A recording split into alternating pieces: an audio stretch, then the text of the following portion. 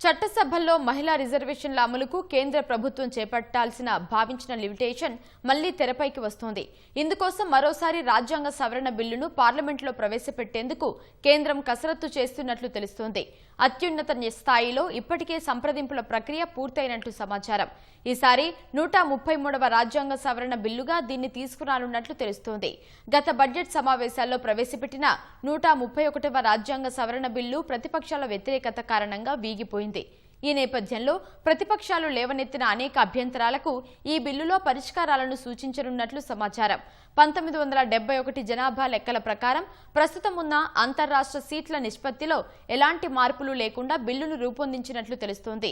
Bill ఇప్పటికే సిద్ధమైందని 55, 81, 82, 170, 330, 332, 334A ఆర్టికళ్లను ఇది సవరణను సూచిస్తుందని తెలుస్తోంది.